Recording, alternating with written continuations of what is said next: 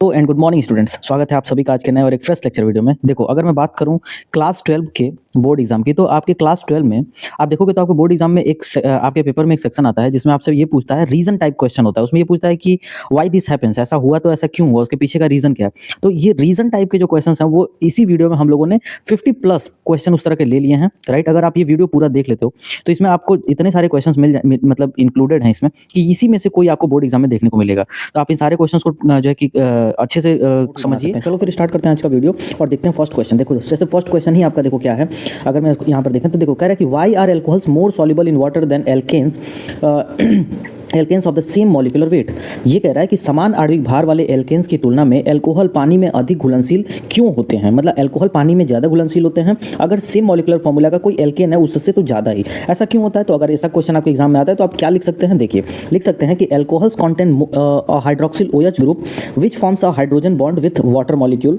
Alkanes are non polar and can not form hydrogen bond, so they are insoluble in water. चूंकि alcohol जो होते हैं ये hydroxyl group इसमें एक होता है OH जो वाटर मॉलिक्यूल के साथ मिल करके आसानी से हाइड्रोजन बॉन्ड बना देता है, लेकिन वहीं एल्केन्स में मतलब यहाँ पर क्या होता है, हाइड्रोजन बॉन्ड बना पाने की क्षमता नहीं होती, इसलिए यहाँ ये ज़्यादा सॉल्युबल नहीं होते हैं। तो ये एक अच्छा रीजन आप दे सकते हैं। हिंदी वाले बच्चे आप इसको चीज़ को ऐसे लिख सकते हैं कि एल्कोहल में OH हाइड्रोक्सिल समूह होता है जो पानी के साथ हाइड्रोजन बंध बनाता है। एल्केन अध्रुवी होते हैं और हाइड्रोजन बंध नहीं बना सकते, इसलिए पानी में अघुलनशील होते हैं।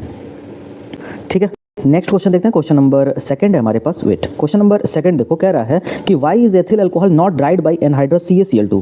निर्जल CaCl2 द्वारा एथिल अल्कोहल को सुखाया क्यों नहीं जा सकता। CaCl2 एक ड्रायर है, मतलब ये ड्राई करने के काम आता है। तो मतलब हम लोग एथिल अल्कोहल को सुखाने के लिए CaCl2 का इस्तेमाल क्यों नहीं करते हैं। अगर ये क्वेश्चन आता है आप क्या लिख सकते हैं उसके बारे में देखो।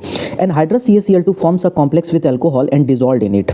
एनहाइड्रस CaCl2 जो होता है वो एक कॉम्प्लेक्स बनाता है एथिल अल्कोहल के साथ और उसी में डिजॉल्व हो जाता है। तो ये तो बहुत ही गलत चीज़ है कि अगर CaCl2 का इस्तेमाल हम लोग ड्रायर के तौर पे कर रहे हैं तो वो तो उसी के साथ कॉम्प्लेक्स बना ले रहा है, इसलिए उसका इस्तेमाल हम नहीं कर सकते हैं। It can not remove water efficiently from alcohol. तो इसको जिस चीज़ के लिए हम इस्तेमाल करना चाहते हैं वो ये करेगा ही नहीं, तो इसका इस्तेमाल हम नहीं करेंगे। हिंदी में आप इस चीज़ को ऐसे समझ लीजिए कि निर्जल CaCl2 अल्कोहल के साथ कॉम्प्लेक्स बना लेता है और उसमें घुलने लगता है, इसलिए यह अल्कोहल से पानी को प्रभावी रूप से नहीं हटा सकता। राइट, आई होप समझ में आ गया होगा। नेक्स्ट क्वेश्चन देखते हैं। अगर इस तरीके का क्वेश्चन देखो, क्वेश्चन नंबर थर्ड हमारे पास क्या है। क्वेश्चन नंबर थर्ड है कि why does nitrogen form only NCl3 but phosphorus form PCl3 and PCl5। Nitrogen केवल NCl3 क्यों बनाता है जबकि फास्फोरस PCl3 और PCl5 दोनों बनाता है। तो अगर इसका आंसर आपको लिखना हो तो आप क्या लिख सकते हो। देखो, nitrogen has no d orbitals. Nitrogen के पास कोई d ऑर्बिटल नहीं होता है, so it can not expand its valence shell beyond 3 bonds. इसीलिए ये अपना मतलब कि ये एक्सटेंड नहीं कर सकता अपनी वैलेंसी को। आई होप आपको समझ में आ रहा होगा। नाइट्रोजन के पास वैकेंट d ऑर्बिटल नहीं है और वैकेंट d ऑर्बिटल नहीं होगा तो वो एक्सपेंड नहीं कर सकता, उसकी सिर्फ एक ही वैलेंसी होगी, वो होगी 3। तो ये सिर्फ 3 ही बॉन्ड बना सकता है। Phosphorus has vacant d orbital, phosphorus के पास वैकेंट d ऑर्बिटल होता है, इसलिए सो इट कैन शो वैलेंसी 5। तो ये 3 भी वैलेंसी शो करेगा और यहाँ पर 5 भी वैलेंसी शो करेगा, इसीलिए PCl3 भी बनाएगा और PCl5 भी बनाएगा। अब हिंदी में आप इस चीज़ को समझ सकते हैं कि नाइट्रोजन के पास d ऑर्बिटल नहीं होते, इसलिए वह अपनी संयोजकता 3 से अधिक नहीं बढ़ा सकता। फास्फोरस के पास खाली d ऑर्बिटल होते हैं, इसलिए वह संयोजकता PCl5 भी दिखा सकता है, मतलब PCl3 के अलावा PCl5 भी दिखा सकता है due to vacant d orbital होने की वजह से। आई होप समझ में आएगा। चलो क्वेश्चन नंबर 4 देख लेते हैं। देखिए, क्वेश्चन नंबर 4 हमसे कह रहा है कि electron affinity of nitrogen is less than carbon, why. मतलब कि नाइट्रोजन का इलेक्ट्रॉन अनुराग कार्बन से कम क्यों होता है। नाइट्रोजन की जो इलेक्ट्रॉन अफिनिटी होती है वो कार्बन की तुलना में कम क्यों होती है, हमको बताना है। तो देखो, इसका आंसर आप क्या लिख सकते हो। Nitrogen have half filled p subshell which is very stable, so it does not accept an extra electron easily. चूँकि जो नाइट्रोजन होता है has a half filled p subshell, उसके पास p सबसेल हाफ फिल्ड होता है। और देखो, जो हाफ फिल्ड हो या फुल्ली फिल्ड हो ये दोनों बहुत ज़्यादा स्टेबल होते हैं। तो नाइट्रोजन के पास हाफ फिल्ड है तो ये बहुत ज़्यादा विच इज़ वेरी स्टेबल, जो स्टेबल होगा, so it does not accept an extra electron. तो इसीलिए एक्स्ट्रा इलेक्ट्रॉन इजीली एक्सेप्ट नहीं करेगा, और अगर इलेक्ट्रॉन एक्सेप्ट नहीं करेगा तो इलेक्ट्रॉन एफिनिटी उसका नाइट्रोजन का क्या होगा, कार्बन से कम होगा। सिंपल सी चीज़ है। इलेक्ट्रॉन एफिनिटी का मतलब क्या होता है, इलेक्ट्रॉन एक्सेप्ट करने की टेंडेंसी। अब देखो, इस चीज़ को हिंदी में समझिए। नाइट्रोजन का p उपखोल आधा भरा होता है जो बहुत स्थिर होता है, इसलिए वह अतिरिक्त इलेक्ट्रॉन आसानी से स्वीकार नहीं करता। नेक्स्ट क्वेश्चन पे चलते हैं। क्वेश्चन नंबर 5 है। देखो, क्वेश्चन नंबर 5 से कह रहा है कि paranitrophenol is more acidic than paramethylphenol, why. Paranitrophenol जो होता है वो ज़्यादा एसिडिक होता है पैरामेथिलफिनॉल के कंपैरिजन में, ऐसा क्यों होता है हमको बताना है। तो चलिए इसको देखते हैं। इसका आंसर आप क्या लिख सकते हैं। देखो, the nitro group NO2 is an electron withdrawing group. जो NO2 ग्रुप होता है, नाइट्रो ग्रुप, वो एक इलेक्ट्रॉन विदड्रॉइंग ग्रुप है। इलेक्ट्रॉन विदड्रॉइंग ग्रुप का मतलब ऐसा ग्रुप जो इलेक्ट्रॉन खींचे, जिसके साथ भी जुड़ा हो उससे इलेक्ट्रॉन वो खींचे अपनी तरफ। विच स्टेबलाइजेस द कॉन्जुगेट बेस, जो क्या करता है, कॉन्जुगेट बेस को स्टेबलाइज करता है और एसिडिटी को क्या करता है, बढ़ा देता है। यही हमसे पूछ भी रहा है, इज मोर एसिडिक। तो अब यहाँ पर जो अगर मेथिल ग्रुप है, the methyl group CH3 is electron donating group which decreases acidity. और मेथिल ग्रुप अगर किसी के साथ जुड़ा हुआ है, ठीक है ना, क्वेश्चन में यही तो हमसे कह रहा है कि पैरामेथिल फिनॉल जो है, पैरामेथिल फिनॉल, इसकी एसिडिटी कम होती है।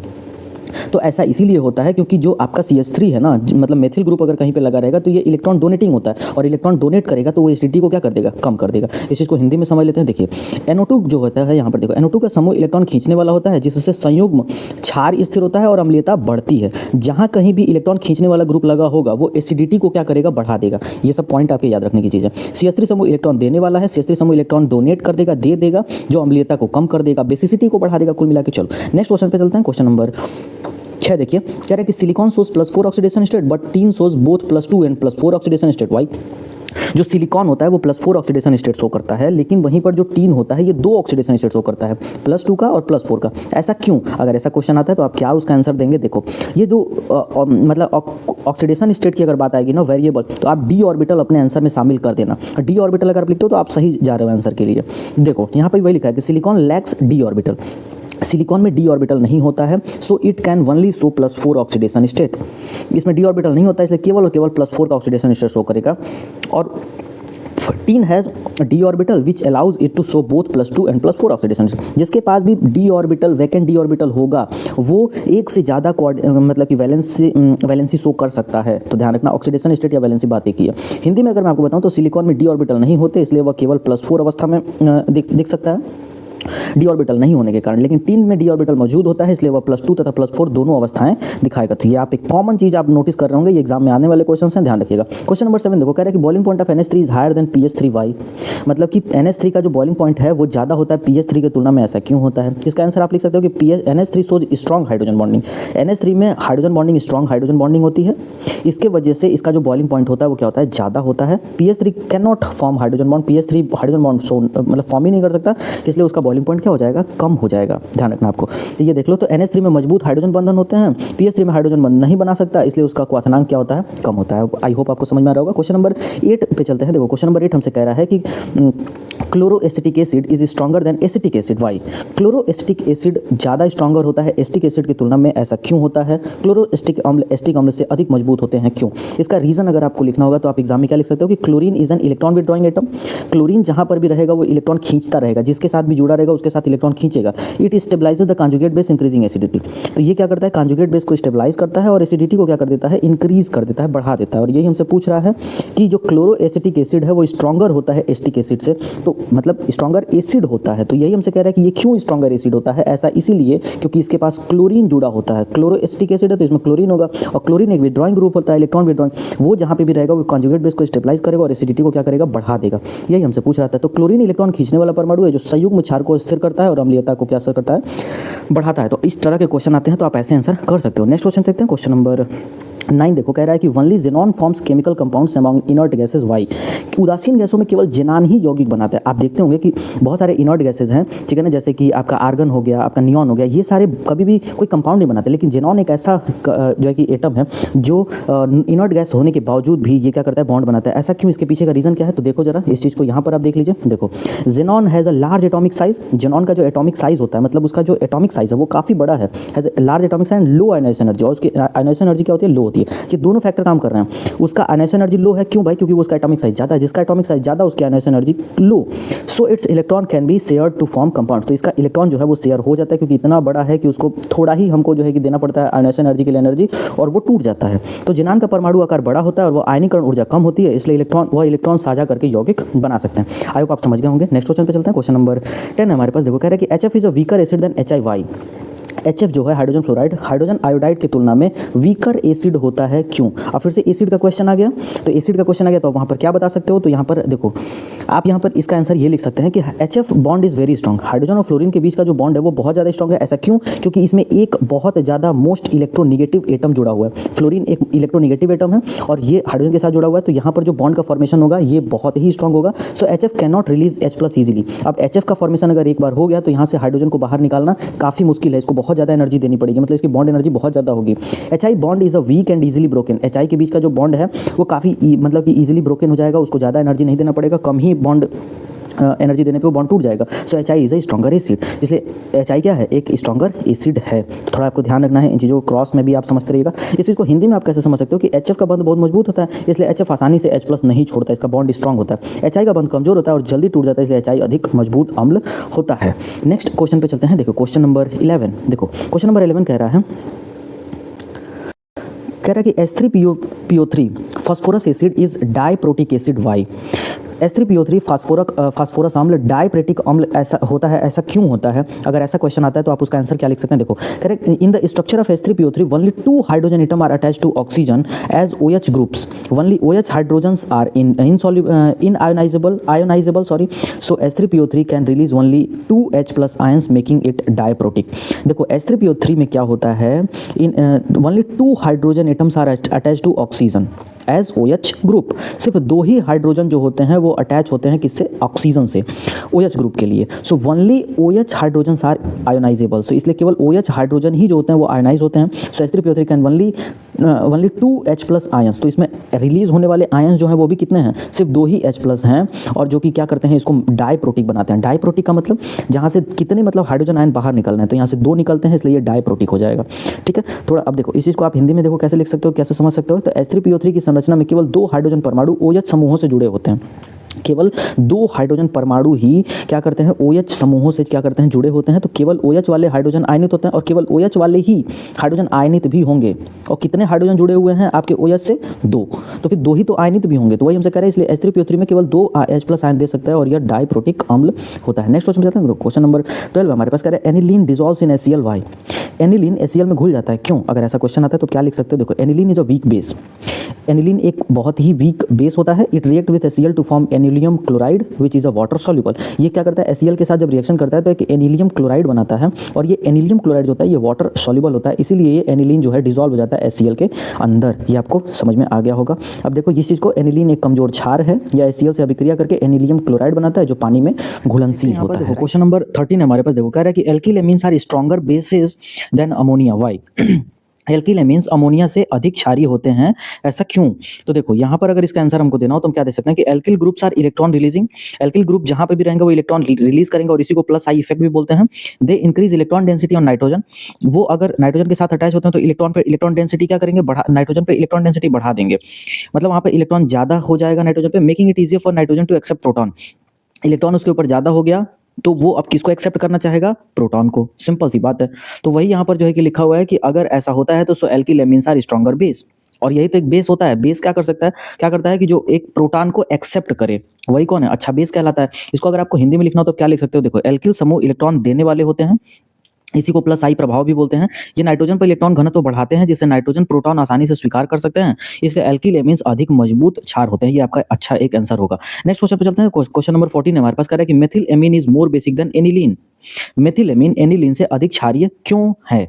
इसका अगर आंसर आपको लिखना हो तो आप क्या लिख सकते हो, देखो in aniline the lone pair on nitrogen gets involve in the resonance with benzene ring. जो एनिलीन है उसमें जो लोन पेयर है नाइट्रोजन के ऊपर, एनिलीन का पहले आप स्ट्रक्चर देख लेना, और उसमें आप देखोगे तो बेंजीन के ऊपर जो बेंजीन रिंग से अटैच होता है एक नाइट्रोजन ग्रुप, नाइट्रोजनस ग्रुप, और ये नाइट्रोजन का जो लोन पेयर होता है वो रिजोनेंस में इन्वॉल्व हो जाता है। और ऐसा जब होता है so availability of lone pair for protonation decreases. तो अब तो उस लोन पेयर की अवेलेबिलिटी है नहीं, तो वो प्रोटोनेशन के लिए अवेलेबल है नहीं, तो प्रोटोनेशन वहां से क्या हो गया, डिक्रीज हो गया। In methylamine no resonance occurs so lone pair is free, hence methylamine is more basic.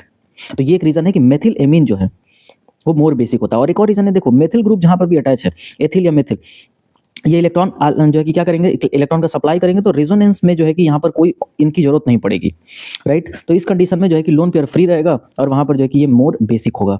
इसका अगर आपको हिंदी में एक्सप्लेनेशन लिखना हो या समझना हो तो आप क्या समझ सकते हो, देखो एनिलीन में नाइट्रोजन का अकेला इलेक्ट्रॉन युग्म बेंजीन रिंग के साथ अनुनाद में शामिल हो जाता है। इस पूरी कहानी का सिर्फ यही मतलब है कि एनिलीन में जो नाइट्रोजन का लोन पेयर है वो बेंजीन रिंग के साथ रेजोनेंस में क्या करता है, इन्वॉल्व हो जाता है, और इससे प्रोटॉन ग्रहण करने के लिए लोन पेयर की उपलब्धता कम हो जाती है।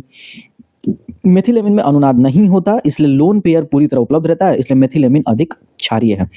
नेक्स्ट क्वेश्चन पे चलते हैं। क्वेश्चन नंबर 15 हमारे पास देखो cyclohexylamine is more basic than aniline. Cyclohexylamine aniline से अधिक क्षारीय क्यों होते हैं, ये इसका आंसर हमें बताना है। तो देखो इसका करेक्ट आंसर जो हो जाएगा वो क्या हो सकता है कि in cyclohexylamine the NH2 group is attached to sp3 hybrid carbon which does not withdraw electrons. तो ये क्या करते हैं, जो NH2 ग्रुप हैं वो इलेक्ट्रॉन विड्रॉ नहीं करते हैं sp3 हाइब्रिड कार्बन से। In aniline NH2 attached to sp2 hybrid benzene ring which withdraws electron due to resonance। तो चूंकि साइक्लोहेक्सिलएमीन में NH2 ग्रुप जो है वो जो है कि sp3 हाइब्रिड कार्बन से जुड़ा हुआ है, तो वो क्या करता है कि रेजोनेंस में इलेक्ट्रॉन विड्रॉ नहीं कर पाता। बट NH2 ग्रुप वहीं एनिलीन में बेंजीन रिंग के साथ जुड़ा हुआ है जो कि sp2 हाइब्रिड कार्बन है, हाइड्रोकार्बन है। तो वहां पर क्या होता है कि ये इलेक्ट्रॉन विड्रॉ कर लेते हैं due to resonance. Thus electron density of nitrogen is high in cyclohexylamine, और जो कि मोर बेसिक होने का रीजन भी है। इस चीज को अगर आपको हिंदी में बताना तो आप देखो क्या लिख सकते हो, देखो साइक्लोहेक्सिलएमीन में NH2 समूह sp3 कार्बन से जुड़ा होता है जो इलेक्ट्रॉन नहीं खींचता। एनिलीन में NH2 समूह sp2 हाइब्रिड बेंजीन रिंग से जुड़ा होता है जो अनुनाद के कारण इलेक्ट्रॉन खींचता है। इस प्रकार नाइट्रोजन पर इलेक्ट्रॉन घनत्व साइक्लोहेक्सिलएमीन से अधिक होता है, इसलिए अधिक क्षारीय होता है। क्वेश्चन नंबर 16 की अगर बात करें तो क्वेश्चन नंबर 16 कह रहा है कि phenol is acidic in nature. Phenol प्रकृति में अम्लीय होता है, ऐसा क्यों होता है? देखो, phenol loses H+ ion in acidic medium. Phenol जो होता है वो H+ आयन अपना रिलीज करता है एसिडिक मीडियम में जब भी वो जाता है। The phenoxide ion formed is stabilized by resonance. और जो फेनोक्साइड आयन फॉर्म होता है जब ये H+ आयन रिलीज करता है तो फेनोक्साइड आयन बनाता है, और जो फेनोक्साइड आयन होता है वो क्या करता है, स्टेबलाइज हो जाता है रिजोनेंस के थ्रू।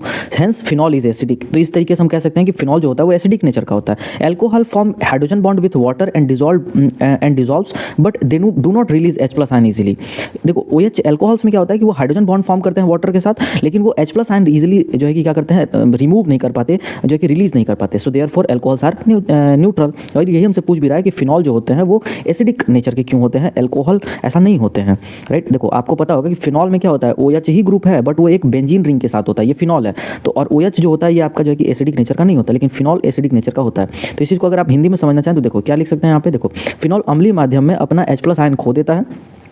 बनने वाला फेनोक्साइड आयन रेजोनेंस में स्थिर हो जाता है, इसलिए फिनॉल अम्लीय होता है। चूंकि कहने का मतलब है कि फिनॉल में जब H+ आयन रिलीज होता है तो फेनोक्साइड बनता है, और फेनोक्साइड भी स्टेबल होता है, इसलिए वो ज़्यादा एसिडिक नेचर शो करता है। अल्कोहल पानी के साथ हाइड्रोजन बॉन्ड बनाते हैं और घुल जाते हैं पर आसानी से H+ नहीं छोड़ते, इसलिए वो न्यूट्रल होते हैं। ये चीज़ क्वेश्चन नंबर 17 देखो, क्वेश्चन नंबर 17 हमसे कह रहा है कि PCl5 is known but NCl5 is not known. तो ऊपर भी हम लोगों ने इसका रीजन देखा था कि वैकेंट डी ऑर्बिटल की वजह से जो हमारा P होता है इसके पास वैकेंट डी ऑर्बिटल होते हैं, ठीक है। तो ये जो है कि क्या करता है, अपना जो है कि वैलेंसी को एक्सटेंड कर सकता है, बट नाइट्रोजन के पास वैकेंट डी ऑर्बिटल नहीं होता है, तो ये सिर्फ अपना एक ही जो है कि ऑक्सीडेशन स्टेट शो करता है, वो है +3 का। वहीं फास्फोरस +3 और +5 दोनों का शो करता है। ऊपर हमने देखा था इसको। खैर इसका अगर आपको सही आंसर लिखना हो तो क्या लिख सकते हैं, देखो nitrogen can not extend it's valency beyond 3। Nitrogen जो है अपनी वैलेंसी को 3 से ज़्यादा नहीं एक्सटेंड कर सकता। ऐसा इसलिए because it has no d orbital, इसके पास कोई भी वैकेंट डी ऑर्बिटल नहीं है, और जब तक भी वैकेंट डी ऑर्बिटल नहीं होगा ये एक्सटेंड नहीं कर सकते। Phosphorus has vacant D orbital so it can show +5 oxidation state. तो फास्फोरस PCl5 शो कर सकता है बट NCl5 कभी भी ये शो नहीं करेगा। अगर आपको हिंदी में लिखना हो तो आप क्या लिख सकते हो कि नाइट्रोजन अपना संयोजकता 3 से अधिक नहीं बढ़ा सकता क्योंकि उसके पास डी ऑर्बिटल नहीं होते हैं। फास्फोरस में डी ऑर्बिटल उपलब्ध होते हैं, इसलिए वो +5 ऑक्सीडेशन स्टेट को शो कर सकता है, राइट। चलो क्वेश्चन नंबर 18 पे चलते हैं। देखो क्वेश्चन नंबर 18 हमसे कह रहा है कि fluorine shows only 1 oxidation state, other halogens so many. Fluorine जो है केवल एक ऑक्सीडेशन स्टेट शो करता है, लेकिन वहीं पे और जो हैलोजन है फ्लोरीन के अलावा, क्लोरीन, ब्रोमीन, आयोडीन, वो ज़्यादा शो करते हैं, एक से ज़्यादा। ऐसा क्यों होता है? तो इसका रीज़न अगर आपको जानना है तो देखो आप क्या लिख सकते हो कि fluorine has only 2p orbital and is highly electronegative, so it shows only -1 oxidation state. चूंकि फ्लोरीन के साथ 2-3 केसेस हैं, एक तो उसके पास केवल 2p और ओनली 2p ऑर्बिटल, उसके पास केवल 2p ऑर्बिटल है, वैकेंट डी ऑर्बिटल भी नहीं है, पहला केस। और दूसरा ये कि वो हाईली इलेक्ट्रोनेगेटिव नेचर का होता है, इसलिए ये क्या करता है, हमेशा एक टेंडेंसी रखता है to pull electron towards other atom, जिसके साथ भी ये जुड़ा हुआ है उससे इलेक्ट्रॉन खींचने की टेंडेंसी रखता है। तो अगर ये इलेक्ट्रॉन खींचने की टेंडेंसी रखेगा तो सिर्फ एक ही ऑक्सीडेशन स्टेट शो करेगा -1 का, लेकिन अदर जो हैलोजन्स होते हैं उनके पास वैकेंट डी ऑर्बिटल होता है, पहला case, and so +1 +2 +3 +5 +7 oxidation state, अलग अलग ऑक्सीडेशन स्टेट शो करते हैं। फ्लोरीन के केस में ऐसा नहीं होता। तो आप 2 रीजन याद रखना, एक तो इसके पास वैकेंट डी ऑर्बिटल नहीं है, दूसरा ये इलेक्ट्रोनेगेटिव जाता है। तो अगर आप इसको हिंदी में लिखना चाहते हो तो क्या लिखोगे कि फ्लोरीन के पास केवल 2p ऑर्बिटल होते हैं और यह अत्यधिक विद्युत ऋणात्मक है, इसलिए केवल -1 ऑक्सीकरण अवस्था दिखाता है। अन्य हाइड्रोजन में डी ऑर्बिटल होते हैं, इसलिए वे +1 +3 +5 ऑक्सीकरण अवस्थाएं दिखाते हैं, राइट। चलो क्वेश्चन नंबर 19 पे देखते हैं। देखो क्वेश्चन नंबर 19 हमसे कह रहा है, वेट, सो क्वेश्चन नंबर 19 कह रहा है कि H2O is a liquid but H2S is gas. H2O द्रव है लेकिन H2S गैस है, ऐसा क्यों है भाई? इसके पीछे का रीजन क्या है? तो देखो इसका रीजन आप लिख सकते हो कि H2O forms strong hydrogen bond between molecules, hence it exist as liquid. जो H2O है ये क्या करता है, स्ट्रॉन्ग हाइड्रोजन बॉन्ड बनाता है अब आपस में। H2O के बीच में हाइड्रोजन बॉन्डिंग होती है और जो स्ट्रॉन्ग हाइड्रोजन बॉन्डिंग होती है, इसलिए ये लिक्विड स्टेट में होते हैं। H2S can not form hydrogen bond. H2S में कोई भी हाइड्रोजन बॉन्ड नहीं होता, और आपको पता है कि अगर बॉन्ड का फॉर्मेशन नहीं हो रहा है, देखो अगर बॉन्ड का फॉर्मेशन एग्जैक्टली हो रहा है तब तो वो वहाँ पर जो है कि सॉलिड स्टेट में रहेगा। अगर वहाँ पर हाइड्रोजन बॉन्ड बन रहा है, मतलब बहुत ही स्लाइट बॉन्ड बन रहा है, तो वो लिक्विड स्टेट में रहेगा। लेकिन अगर बॉन्ड का फॉर्मेशन हो ही नहीं पाया, तब तो वो क्या बनेगा, गैस बनेगा। और यही H2S के केस में है, H2S can not form hydrogen bond, so only weak van der Waals forces exist, so it is gas. तो इसके बीच में कोई बॉन्ड फॉर्म होता ही नहीं है, सिर्फ एक वंडर वाल फोर्स से ये जुड़े होते हैं, इसलिए ये गैसियस स्टेट में हमेशा होता है। आई होप समझ में आएगा। अगर आपको हिंदी में लिखना हो तो क्या लिख सकते हो कि H2O के अणुओं में मजबूत हाइड्रोजन बंधन होते हैं, इसलिए द्रव में होता है। H2S में हाइड्रोजन बॉन्ड नहीं बनते, केवल कमजोर वांडर वाल बल होते हैं, इसलिए यह गैस है। राइट, आपको समझ में आ रहा है। नेक्स्ट क्वेश्चन पे चलते हैं। क्वेश्चन नंबर 20 हमारे पास कह रहा है कि noble gases are monoatomic in nature. निष्क्रिय गैसें एक परमाणु होती हैं, ऐसा क्यों होता है? मतलब नोबल गैसें जो होती हैं वो मोनो एटॉमिक क्यों होते हैं भाई, वो डाई एटॉमिक, ट्राई एटॉमिक ऐसा क्यों नहीं हो सकते? तो आप देखिए इसका आंसर क्या लिख सकते हो कि noble gases have complete outer shell and do not need to share electrons. क्योंकि जो नोबल गैसेज होते हैं उनका ऑक्टेट कंप्लीट होता है और उनको जो है कि उनका आउटर सेल बिल्कुल कंप्लीट है, मतलब लास्ट सेल में या तो 8 इलेक्ट्रॉन है या 18 इलेक्ट्रॉन है, तो वो कंप्लीट है। अब उनको जो है कि they do not need to share electrons, उनको इलेक्ट्रॉन शेयर करने की जरूरत नहीं है, मतलब ना तो लेना ना देना, hence they exist as a single atom. तो वो कभी भी किसी को इलेक्ट्रॉन देते नहीं है, तो बॉन्ड नहीं बना सकते, तो सिंगल ही रहेंगे। तो ये चीज आप हिंदी में भी लिख सकते हो कि निष्क्रिय गैसों का बाहरी आवरण पूर्ण होता है और उन्हें इलेक्ट्रॉन साझा करने की आवश्यकता नहीं होती, इसलिए वे परमाणु के एक परमाणु के रूप में ही रहती हैं। ओके, चलो क्वेश्चन नंबर 21 हमारे पास कह रहा है कि bleaching of flowers by chlorine is temporary but by SO2 is permanent. Chlorine द्वारा फूलों का ब्लीचिंग अस्थायी, लेकिन SO2 द्वारा अस्थायी होता है। क्लोरीन द्वारा फूलों का ब्लीचिंग अस्थायी होता है, लेकिन SO2 द्वारा अस्थायी होता है, ऐसा क्यों? इसके पीछे का क्या रीज़न है? तो अगर ऐसा क्वेश्चन आता है तो आप उसके लिए क्या लिख सकते हो? देखो, chlorine bleaches by oxidation with nascent oxygen, colour returns later. जब क्लोरीन ब्लीच करता है, chlorine bleaches by oxidation, chlorine bleach करता है ऑक्सीडेशन के थ्रू, जो कि विच नेसेंट ऑक्सीजन, और जिससे कि कलर रिटर्न लेटर, जिससे कि मतलब कि बाद में कलर आता है, मतलब वापस कलर आ सकता है। सो SO2 bleaches by reduction, SO2 bleach करता है रिडक्शन के through, this change is permanent. इसमें अगर एक बार चेंज हो गया तो वो परमानेंट होगा, ठीक है ना, वहाँ पर कोई भी वापस जो है कि रिटर्न का कोई भी चांस है नहीं। तो आप समझ में आएगा। अगर आपका इसका आंसर लिखना होगा तो आप यही लिख सकते हो कि क्लोरीन जब ब्लीच करता है तो ऑक्सीडेशन के थ्रू करता है, जिससे कि कलर आने के चांसेस होते हैं, बट SO2 में ऐसा नहीं होता क्योंकि वो रिडक्शन से होता है। आप इसको हिंदी में कैसे लिख सकते हो वो देख लो एक बार। क्लोरीन द्वारा नेसेंट ऑक्सीजन के से ऑक्सीकरण करके रंग हटाया जाता है, राइट, जो बाद में वापस आ सकता है, जो कि अस्थायी ब्लीचिंग का एक रूप है। SO2 द्वारा पुनः स्थापन, मतलब कि रिडक्शन से ब्लीचिंग अस्थायी होती है, और एक बार ब्लीचिंग अगर हो गया तो there is no way to going back. Next question पे चलते हैं। देखो क्वेश्चन नंबर 22 हमारे पास है, कह रहे हैं कि ethyne is more acidic then ethane. Ethyne ethane से अधिक अम्लीय होता है, ऐसा क्यों होता है? अगर आपको इसका आंसर लिखना तो आप लिख सकते हो कि ethyne has sp hybridize carbon, जिसमें 50% S कैरेक्टर होगा और 50% P कैरेक्टर होगा। देखो क्वेश्चन फिर से समझो कि ethyne is more acidic, ethyne ज़्यादा एसिडिक है इथेन से, ठीक है। इथाइन का मतलब क्या? Triple bond. इथाइन का मतलब उसमें हो गया ट्रिपल बॉन्ड, और एथेन का मतलब हो गया सिंगल बॉन्ड। तो मतलब कि ट्रिपल बॉन्ड है तो ये मोर एसिडिक है, जबकि इथेन जो है कि आपका कम एसिडिक है, ऐसा क्यों है?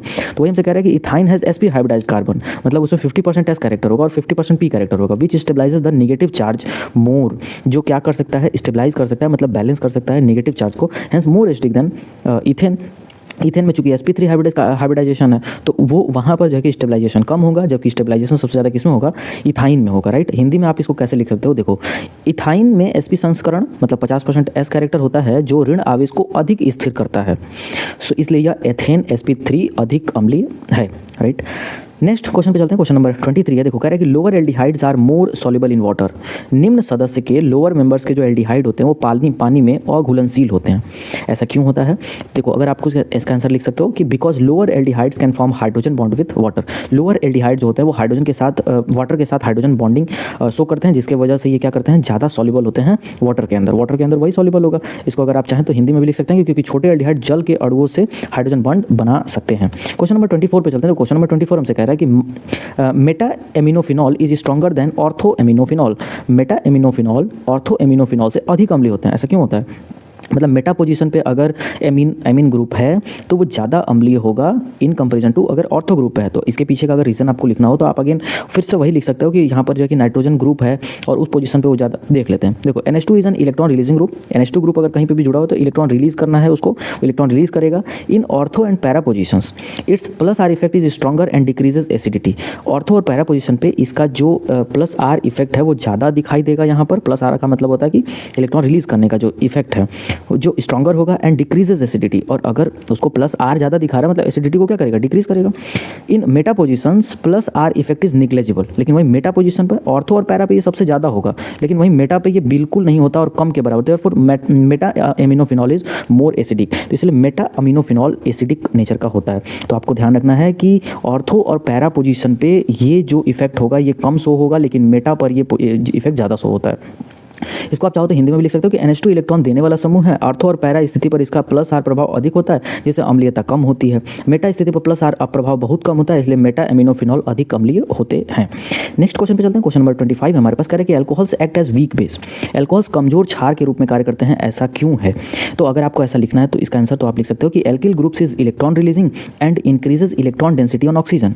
एल्किल ग्रुप एक इलेक्ट्रॉन रिलीजिंग ग्रुप है, अभी मैंने आपको अच्छे से समझा दिया है कि एल्किल ग्रुप अगर कहीं पे भी है, CH3 ग्रुप है, तो वो इलेक्ट्रॉन रिलीज करेगा, उसके पास इलेक्ट्रॉन ज़्यादा है, वो इलेक्ट्रॉन दूसरे को देगा और इंक्रीज कर देगा इलेक्ट्रॉन डेंसिटी को ऑक्सीजन के ऊपर, मेकिंग एल्कोहल्स वीकली जो है कि वीकली बेसिक। तो ये एल्कोहल को क्या बनाएगा, वीक बेस बनाएगा। और हमसे पूछा है कि alcohol act as weak base, alcohol weak base के तौर पे काम क्यों करता है, ऐसा क्यों है, राइट। तो अब यहाँ पर आप समझ गए। तो इसको हिंदी में अगर आप लिखना तो लिख सकते हो कि एल्किल समूह इलेक्ट्रॉन देने वाला होता है और ऑक्सीजन पर इलेक्ट्रॉन घनत्व बढ़ाता है, जिससे एल्कोहल क्या होते हैं, कमजोर क्षार बनते हैं, राइट।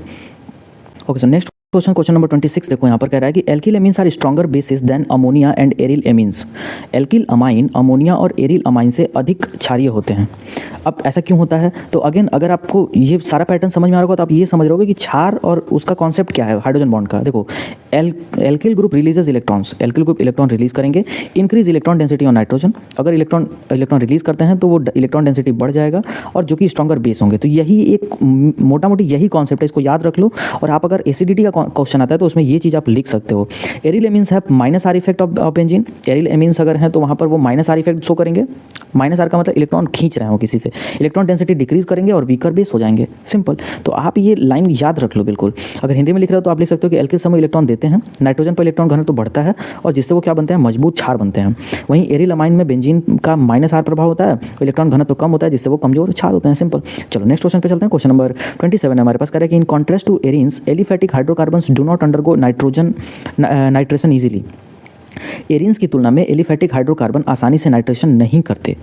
एरिन्स की तुलना में जो एलिफैटिक हाइड्रोकार्बन होते हैं वो आसानी से नाइट्रेशन नहीं करते। इसके पीछे का रीज़न क्यों? नाइट्रेशन का मतलब कि नाइट्रोजन से रिएक्शन। अब ऐसा क्यों होता है, देखो arenes undergo aliphatic electrophilic substitution. Aliphatic hydrocarbon do not favour such reaction under normal conditions. जो एरिन्स होते हैं वो इलेक्ट्रोफिलिक सब्स्टिट्यूशन रिएक्शन आसानी से शो करते हैं, बट वहीं एलिफैटिक हाइड्रोकार्बन आसानी से शो नहीं करते हैं। इसलिए ये जो है कि ऐसा जो है कि इसकी तुलना में नाइट्रेशन आसानी से नहीं कर पाते हैं। ये कुल मिला के नाइट्रेशन वही तो करेगा जो इलेक्ट्रोफिलिक सब्स्टिट्यूशन रिएक्शन कर पाए, राइट, समझ में आ रहा? तो ठीक है, इसका हिंदी एक्सप्लेनेशन ये हो सकता है कि एरिन्स इलेक्ट्रोफिलिक प्रतिस्थापन प्रतिक्रिया करते हैं, जबकि एलिफैटिक हाइड्रोकार्बन सामान्य परिस्थितियों में ऐसी प्रतिक्रिया नहीं करते हैं। आप चाहें तो इन सारे क्वेश्चंस को आप एक नोट्स बना सकते हैं, उसमें लिख सकते हैं, क्योंकि ये सारे क्वेश्चन बहुत इंपॉर्टेंट है for boards examination. Question number 28 हमारे पास कह रहा है कि amines are less acidic than alcohols. Amines alcohol से कम अम्लीय होते हैं, ऐसा क्यों होता है? अब अमाइन जो होते हैं वो एल्कोहल से कम अम्लीय क्यों होते हैं? तो अगेन वही वाला कॉन्सेप्ट, हाइड्रोजन बॉन्डिंग आप बता सकते हो। देखो oxygen is more electronegative than nitrogen. Oxygen जो है वो नाइट्रोजन की तुलना में ज़्यादा इलेक्ट्रोनेगेटिव है। और OH bond is more polar than NH bond, so alcohols are more basic. OH bond ज़्यादा पोलर होता है in comparison to NH bond. इसमें पोलैरिटी ज़्यादा देखने को मिलेगी, तो ये ज़्यादा एसिडिक होगा, सिंपल सी बात है। पोलैरिटी ज़्यादा का मतलब क्या? वहाँ पर पोल्स क्रिएट होने की संभावना सबसे ज़्यादा, यानी कि H+ आयन रिलीज होने की संभावना सबसे ज़्यादा। तो उस कंडीशन में ये क्या हो जाएगा? मोर एसिडिक हो जाएगा। इस चीज़ को आप हिंदी में कैसे लिख सकते हो? देखो ऑक्सीजन नाइट्रोजन से अधिक विद्युत ऋणात्मक है, OH बंद NH बंद से अधिक ध्रुवीय होता है, इसलिए एल्कोहल अधिक अम्लीय होते हैं, सिंपल।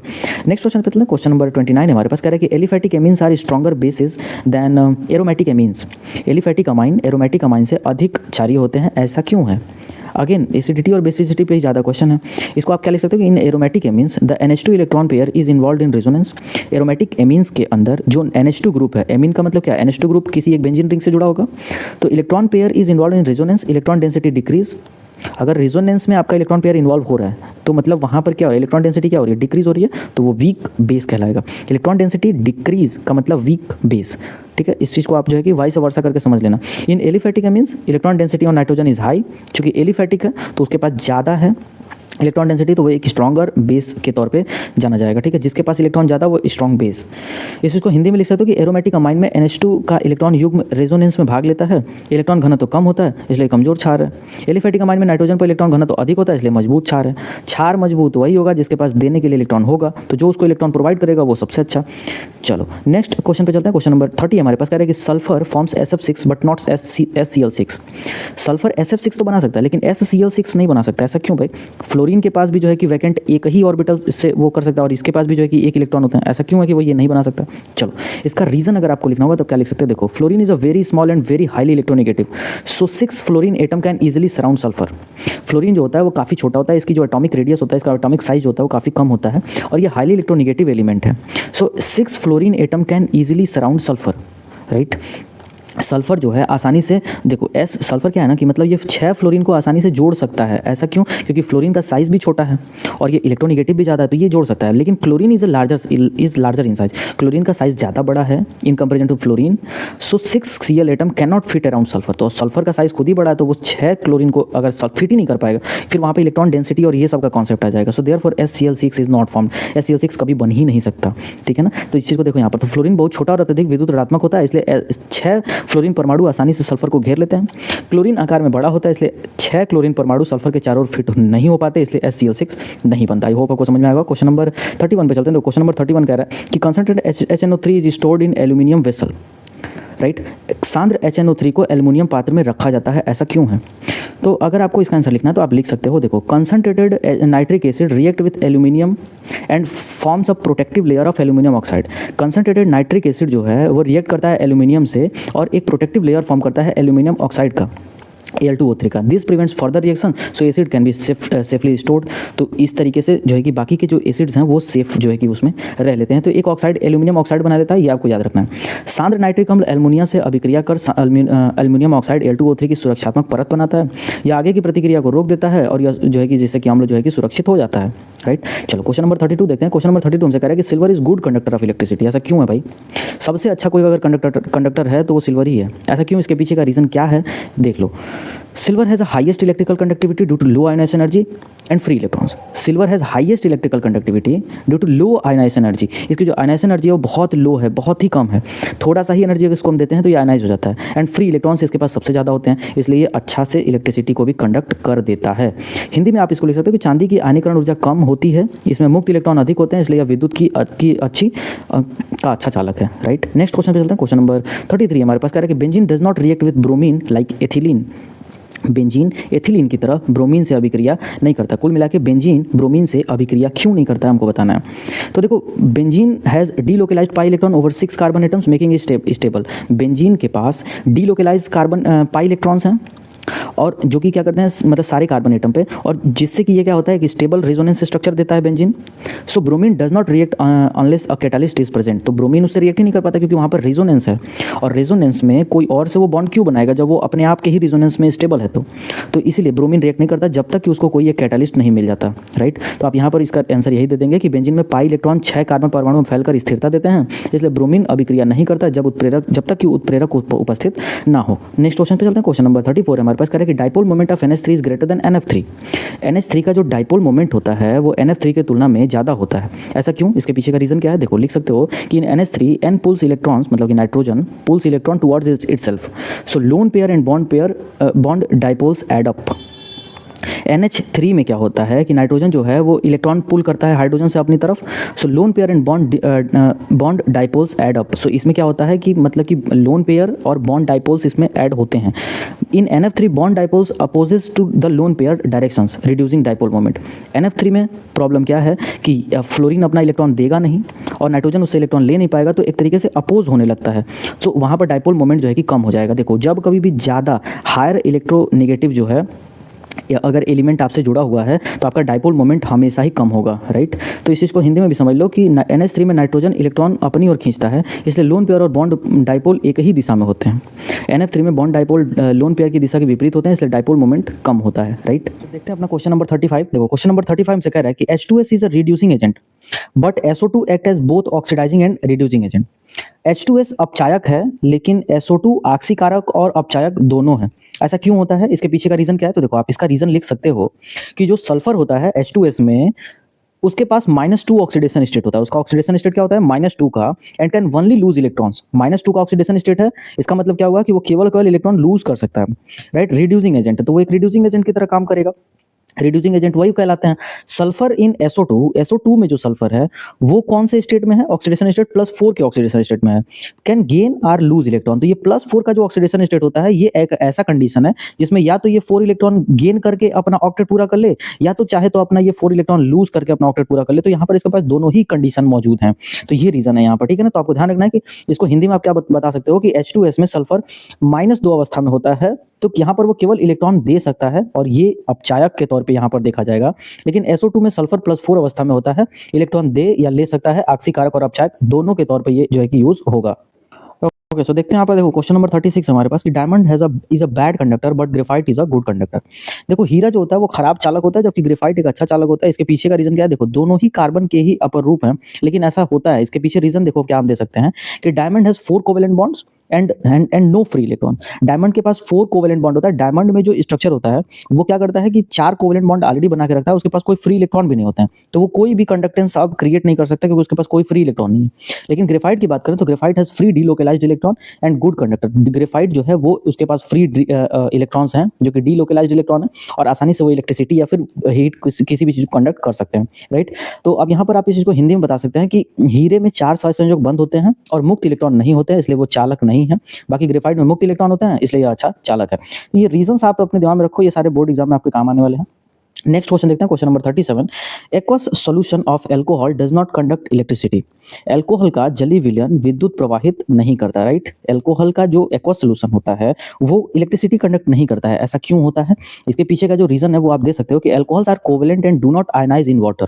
एल्कोहल जो होते हैं वो कोवेलेंट नेचर के होते हैं और वो वाटर में आयोनाइज नहीं होते हैं।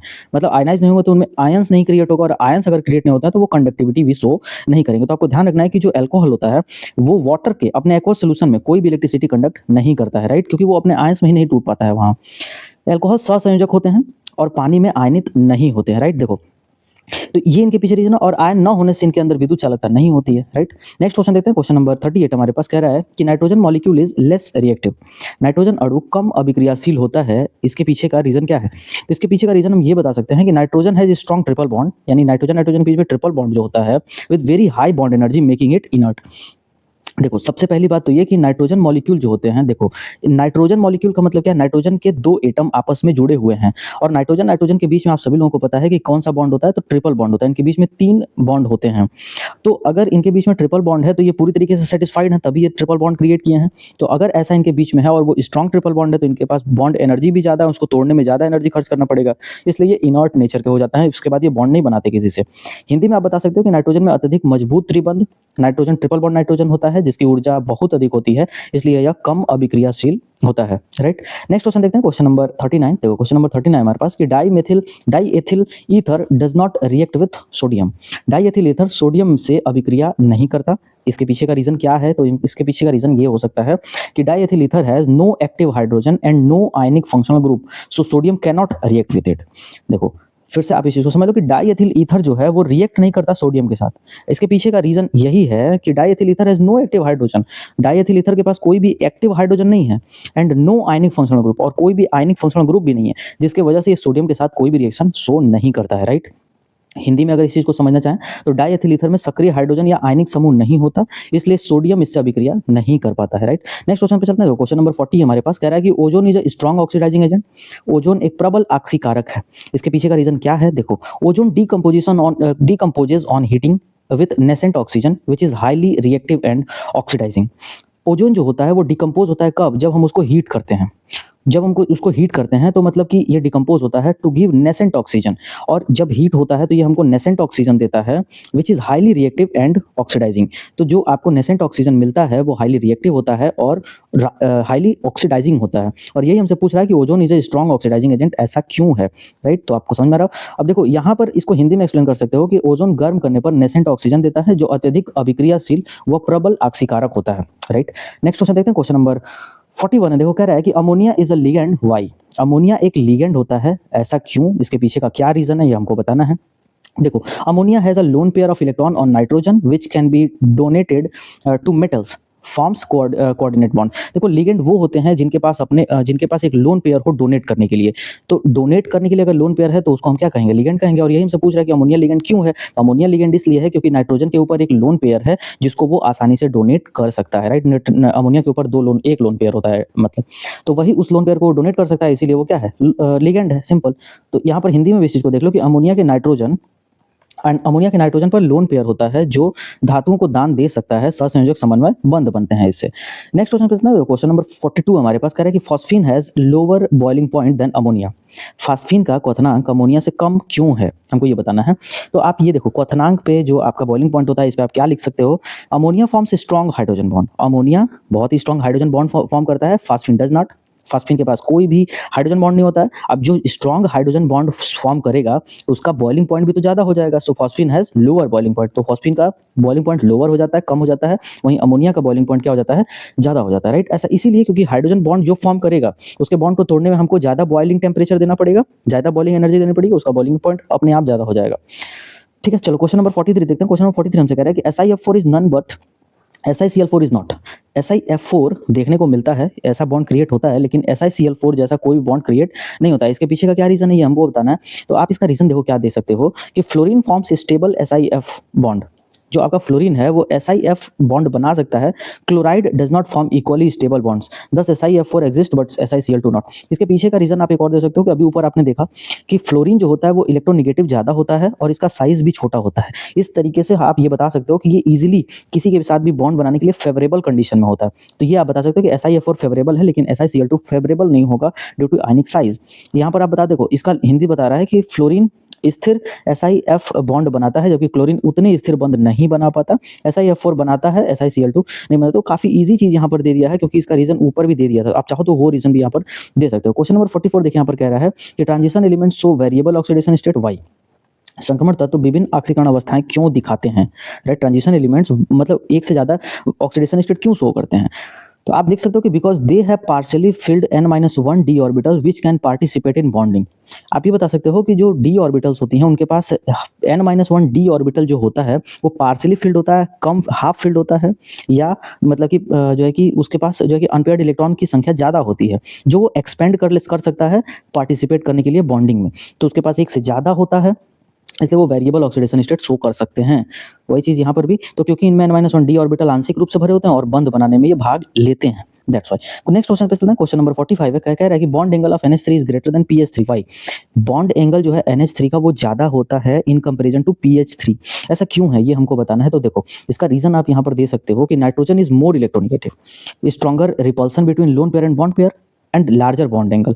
सो ये थोड़ा सा ट्रिकी है, केमिकल बॉन्डिंग से ये आपको यहाँ पर जो है कि क्वेश्चन दिया हुआ है। देखिए फिर से समझिएगा, ये हमसे कह रहा है कि NH3 में का बॉन्ड एंगल ज़्यादा क्यों है PH3 की तुलना में। तो हमें ये बताना है। तो ये हम कह सकते हैं कि nitrogen is more electronegative. Nitrogen जो है वो ज़्यादा इलेक्ट्रोनेगेटिव होता है, stronger repulsion between lone pair and bond pair. तो अगर कोई इलेक्ट्रोनेगेटिव ज़्यादा है तो वहां पर बॉन्ड पेयर और लोन पेयर के बीच का जो रिपल्सन होगा वो भी क्या होगा? काफी ज्यादा होगा। तो उनका जो बॉन्ड एंगल होगा वो भी ज्यादा हो जाएगा। मतलब कि रिपल्सन अगर ज्यादा हो रहा है, राइट, तो इनके बीच का जो बॉन्ड एंगल बनेगा वो भी क्या होगा? ज्यादा होगा। तो इलेक्ट्रोनेगेटिविटी इसके पीछे का रीजन है, राइट? आई होप आपको समझ में आ गया होगा। नाइट्रोजन अधिक विद्युत ऋणात्मक है, लोन पेयर व बॉन्ड पेयर में अधिक प्रतिकर्षण है, इसलिए बंध कोण क्या होगा? बड़ा होगा। जहां पर भी रिपल्सन ज्यादा देखने को मिला बॉन्ड एंगल वहां पर ज्यादा होगा, राइट? क्वेश्चन नंबर 46 देखते हैं। देखो क्वेश्चन नंबर 46 कह रहा है कि noble gases have comparatively large atomic radius why. निष्क्रिय गैसों का परमाणु त्रिज्या अधिक क्यों होता है, हमको बताना है। तो नोबल गैसें जो होती हैं उनकी जो परमाणु त्रिज्या होती है वो अधिक होती है। ऐसा इसके पीछे का रीजन जो है वो ये है कि they have week van der Waal forces, atoms remains far apart and large atomic radius. Actually में क्या होता है, नोबल गैसेज जो होती हैं वो एक दूसरे से वांडरवाल फोर्सेस से जुड़ी होती हैं, राइट? और वांडरवाल फोर्सेस काफी वीक फोर्स के तौर पे माना जाता है। तो अगर इस तरीके के फोर्स से जुड़े होते हैं तो क्या होते हैं? काफी दूर होते हैं, और दूर होते हैं तो इनका एटॉमिक रेडियस भी क्या होता है? बहुत बड़ा होता है। तो यहाँ से आप देखो, इनमें वांडरवाल बल कमजोर होते हैं, परमाणु दूर रहते हैं और परमाणु त्रिज्या बड़ी होती है। क्वेश्चन नंबर 47 देखो, यहाँ पर कह रहा है कि aniline is weaker base, explain. Aniline कमजोर क्षार है, इसको आपको स्पष्ट करना है, ऐसा क्यों है?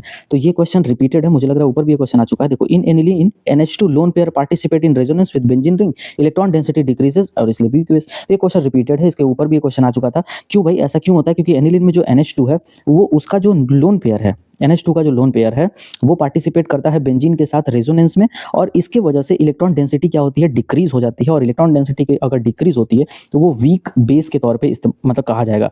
अगर इलेक्ट्रॉन डेंसिटी बढ़ती है तो वो स्ट्रॉन्ग बेस कहलाएगा, राइट। देखो, एनिलीन में NH2 का लोन पेयर बेंजीन रिंग के साथ रेजोनेंस में भाग लेता है, इलेक्ट्रॉन घनत्व बढ़ता है और इसकी वजह से क्षार कमजोर होता है। क्वेश्चन नंबर 48 देखते हैं। यहाँ पर देखो, क्वेश्चन नंबर 48 कह रहा है कि helium is mixed with oxygen for sea divers give reason. जो सी डाइवर्स होते हैं, समुद्र वगैरह में जो छलांग लगाते हैं, मतलब नीचे जाते हैं जब वो सी के क्रिएचर्स का खोज करने, तो वो जब वहाँ पे जाते हैं तो उनके ऑक्सीजन के साथ हीलियम मिक्स किया जाता है। ऐसा क्यों?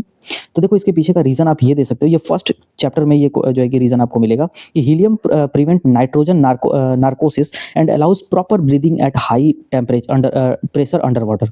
हीलियम जो होता है वो प्रिवेंट करता है नाइट्रोजन नार्कोसिस को, पहली चीज़, एंड अलाउज प्रॉपर ब्रीदिंग, और प्रॉपर ब्रीदिंग हमको अलाउ करता है at higher pressure under water. चूँकि हम वाटर के नीचे जब जाते हैं, प्रेशर वहाँ बढ़ता है, तो वहाँ पर सांस लेने में हीलियम हमको मदद करता है, क्योंकि वो ऑक्सीजन को हल्का बनाता है। Explain with mechanism that OH group in phenol. Okay, so ये तो किसी और का है। ओके, क्वेश्चन नंबर 49 है। देखो, क्वेश्चन नंबर 49 हमसे कह रहा है कि explain with mechanism that OH group in phenol is ortho and para directing. तंत्र मैकेनिज्म मतलब मैकेनिज्म सहित समझाइए कि फिनॉल में OH समूह ऑर्थो तथा पैरा निदेशक क्यों होते हैं। फिनॉल में जो OH ग्रुप होते हैं वो आप लोगों को पता होगा कि ऑर्थो और पैरा डायरेक्टिंग होते हैं। मतलब अगर आने वाला कोई ग्रुप अगर अटैक करना चाहता है फिनॉल के ऊपर, तो उसको ऑर्थो या पैरा पे भेजेंगे, इसी को कहते हैं ऑर्थो एंड पैरा डायरेक्टिंग। अब ऐसा क्यों होते हैं तो देख लेते हैं इसका रीजन। देखो, इसके पीछे का रीजन ये है कि the OH group in phenol is ortho and para directing because it is an electron donating activating group है ये। Due to resonance the OH group increases electron density at ortho and para positions of benzene ring. जो कि resonance के वजह से OH group क्या करते हैं, इंक्रीज करते हैं इलेक्ट्रॉन डेंसिटी को, इलेक्ट्रॉन डेंसिटी बढ़ाते हैं कहाँ पर, ऑर्थो और पैरा पोजीशन पर। इसके वजह से making electrophilic substitution easier at this position. तो वहाँ पर क्या होता है, इलेक्ट्रॉन डेंसिटी बढ़ गई। अब वहाँ पर अगर किसी को अटैक करना है, मतलब किसी को अगर इलेक्ट्रॉन चाहिए, तो वो ऑर्थो और पैरा पे भेज देंगे और कहेंगे जाओ, वहाँ पर इलेक्ट्रॉन डेंसिटी काफी ज्यादा है, आप वहाँ पर जाके बॉन्ड बना सकते हो या फिर वहाँ पे जाके इलेक्ट्रॉन आप ले सकते हो, राइट। तो इसका जो है कि आंसर आपको समझ में आ रहा होगा। देखो, हिंदी में आप बता सकते हो कि फिनॉल में OH समूह इलेक्ट्रॉन दान करने वाला एक्टिवेटिंग ग्रुप होता है। अनुनाद रेजोनेंस के कारण OH समूह बेंजीन रिंग के ऑर्थो तथा पैरा स्थानों पर इलेक्ट्रॉन घनत्व को क्या करता है, बढ़ा देता है, जिससे इन स्थानों पर इलेक्ट्रोफिलिक सब्स्टिट्यूशन आसानी से होता है, राइट। चलो देखते हैं नेक्स्ट क्वेश्चन। क्वेश्चन नंबर 50 हमारे पास। देखो, क्वेश्चन नंबर 50 हमसे कह रहा है कि the boiling point of alcohol is greater than that of corresponding alkane. Alcohol का जो बॉइलिंग पॉइंट होता है वो एल्केन की तुलना में ज्यादा होता है, ऐसा क्यों? इसके पीछे का रीजन आपको बताना है। तो देखो, इसके पीछे का रीजन आप बता सकते हो कि alcohol contains intermolecular hydrogen bonding, a large amount of energy is needed to break these hydrogen bonds.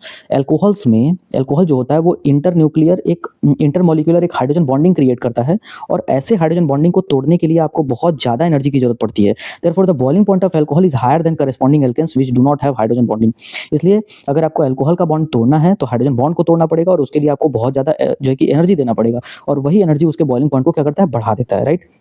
और चूंकि एल्केन में कोई भी हाइड्रोजन बॉन्ड देखने को नहीं मिलता है, इसलिए उनका बॉन्ड तोड़ना थोड़ा आसान हो जाता है। आप इस चीज को हिंदी में यहाँ पर समझ सकते हैं कि अल्कोहल में अंतराण्विक हाइड्रोजन बंध पाया जाता है। इन बंधनों को तोड़ने के लिए अधिक ऊर्जा की आवश्यकता होती है। इसी कारण अल्कोहल तथा का क्वथनांक समान कार्बन वाले एल्केन की तुलना में अधिक होता है, क्योंकि एल्केन में हाइड्रोजन बंध नहीं होता है। तो एक प्रॉपर एक सफिशियंट जो है कि यहाँ पर इसका एक्सप्लेनेशन होगा। क्वेश्चन नंबर 51 देखो हमारे पास है, कह रहा है कि फार्मिक अम्ल दोनों एल्डिहाइड तथा अम्ल की तरह बिहेव करता है, स्पष्ट कीजिए। मतलब कुल मिलाकर हमको ये बताना है कि जो फॉर्मिक एसिड होता है वो एल्डिहाइड की तरह भी बिहेव करता है और जो है कि अम्ल की तरह भी करता है। ऐसा क्यों? इसके पीछे का रीजन क्या है? तो देखो, फार्मिक एसिड जो होता है contains both carboxyl group and a reactive hydrogen attached to carbonyl carbon. तो कहने का मतलब है कि जो फार्मिक एसिड होता है उसमें COOH ग्रुप भी होता है, और उसके पास जो है कि and reactive hydrogen attach to carbonyl carbon. एक कार्बोनिल कार्बन के पास वो रिएक्टिव हाइड्रोजन भी होता है, तो दोनों चीजें इसके पास। अब क्या करता है, जो इसके पास रिएक्टिव हाइड्रोजन है ये चाहे तो यहाँ से H+ के तौर पे बाहर निकाल सकता है और एसिड बन सकता है, और COOH है तो ये जो है कि ऑब्वियस सी बात है कि एक एल्डिहाइड की तरह यूज जो है कि शो करेगा। Similar to an aldehyde it reduces Tollens reagents like aldehyde. It also react with bases to form salt and water like typical carboxylic acid. तो ये सारे रीजन है जो इसको कार्बोक्सिलिक एसिड बनाते हैं। Thus it behaves both as aldehyde and acid, इसलिए दोनों तरह बिहेव करता है। इस चीज को आप और अच्छे समझ लो कि फार्मिक अम्ल में कार्बोक्सिलिक समूह COOH होता है और इसके साथ कार्बोनिल कार्बन पर हाइड्रोजन जुड़ा होता है जो इसे एल्डिहाइड जैसा बनाता है। यह एल्डिहाइड की तरह टॉलेंस रिएजेंट को अवरोधित करता है, मतलब रिड्यूस करता है। तो ये एल्डिहाइड का ये एक गुण भी होता है कि वो टॉलेंस रिएजेंट को क्या करता है, रिड्यूस कर देते हैं। यह सामान्य कार्बोक्सिलिक अम्लों की तरह क्षार से अभिक्रिया करके लवण और जल बनाते हैं। इस प्रकार ये दोनों एल्डिहाइड और अम्ल की तरह व्यवहार करता है। तो ये एक एप्रोप्रिएट रीजन है जो आप दे सकते हो अगर एग्जाम में क्वेश्चन आता है, राइट। तो ये लास्ट क्वेश्चन था आज का। देखो अभी हम लोगों ने इस टॉपिक से कुल 51 क्वेश्चन कर लिए हैं और ये जो कि मोर देन आपके सफिशिएंट है। अगर आप इतना कर लेते हो और इस तरह के क्वेश्चन आपके बोर्ड में आते हैं जो कि आने ही हैं, लगभग 5 मार्क्स आप समझ सकते हो कि यहाँ से आपका बन जाएगा, राइट। तो आप इसको जो कि नोट्स बना लीजिए और इसको बार बार रिवाइज करिए, थोड़ा देखिए। बहुत सारी सिमिलरिटी भी हैं बहुत सारे क्वेश्चंस में, हाइड्रोजन बॉन्डिंग और ये सब चीज़ें। तो आप इसको जो है कि पढ़ सकते हैं और समझ सकते हैं। बोर्ड में आप जो है कि इस तरह के क्वेश्चन को ऐसे ही लिख के टैकल कर पाएंगे। चलो फिर आज की वीडियो में इतना ही रहने देते हैं, मिलते हैं किसी अगली वीडियो में अगले किसी टॉपिक के साथ जो कि आपके बोर्ड एग्जाम के लिए काफ़ी इंपॉर्टेंट होगा। वीडियो बनाने के लिए धन्यवाद, मिलते हैं अगले वीडियो में, तब तक के लिए थैंक यू।